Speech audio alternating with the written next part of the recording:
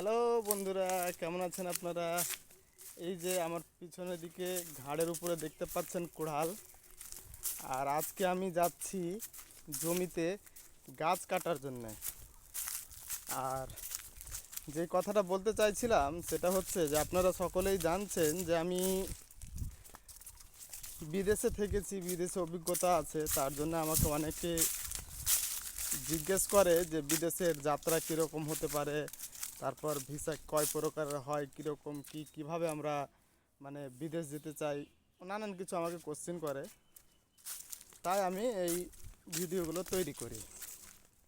তো যাই হোক, আমাকে যেই কোশ্চেনগুলোই করে আমি নিজের মানে জানকারি হিসাবে যে আমার জানা থাকে সেইগুলোই আমি বলি। এবং হয়তো অন্য কেউ আর অন্য কিছু কোশ্চেন করতে গেলে আমি সেটাকে আবার রিসার্চ ফিচার্চ করে তারপরে আমি করি, ভিডিও আপলোড করি।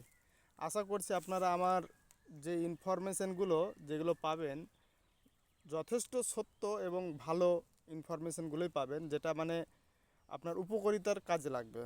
ঠিক আছে? আর আপনারা হয়তো ভাববেন যে আপনি কুড়াল নিয়ে আছেন, তার মানে দেশে আছেন। হ্যাঁ, অবশ্যই আমি এখন দেশেই আছি। আমি নিজের দেশে আছি, দেশের বাড়িতে আছি। আর দ্বিতীয়ত কথা হচ্ছে যে আমি 1 বছর যাবত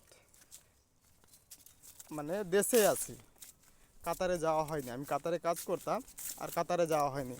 এবার আপনারা হয়তো কোশ্চেন এরকম করতে পারেন মনে মনে যে কি ব্যাপার, 1 বছর যাবত কাতারে যায়নি, তো ব্যাপার কি? এই কথা নিয়ে আমাকে আবার একজন কমেন্টও করেছে যে কি ভাই, আপনি তো ঘরে বসে বোধহয় ভিডিও বানাচ্ছেন, তো আপনার কি ব্যাপার, আপনি কি দেশের বাড়িতে আছেন নাকি বিদেশে আছেন? তো ভাবলাম কি তাহলে এটাও একটা কথাটা বলে দিলে গেলে হয়তো তারা বুঝতে পারবে যে আমি 1 বছর যাবত দেশে আছি। ঠিক আছে? এবং কি আমি কাতার থেকে যে চলে আসার কারণ হচ্ছে এটাই যে আমি যে কোম্পানিতে কাজ করছিলাম সেই কোম্পানিতে গারামা চলে এসেছিলো। তার কারণ যে এই কোম্পানিতে কাজ করছিলাম, সেই কোম্পানি যেই এরিয়া নিয়ে মেশিন চালাতো, সেই মেশিনের সেই জায়গার ভাড়া প্রায় 5 বছর দেয়নি। ঠিক আছে? তো কোম্পানি কি করছে, আমাদেরকে সকলকে আবার ক্যান্সেল করে দিয়েছিল। ক্যান্সেল করে দেওয়ার পরে কাতারে ঘুরপির করি, এদিক ওদিক কাজের জন্য ঘোরাফেরা করি, কাজ মিলছে না। আর অলরেডি এখন কাতারে ওই ওয়ার্ল্ড কাপ হওয়ার পর থেকে কাজের খুব সংকট, খুব অসুবিধা।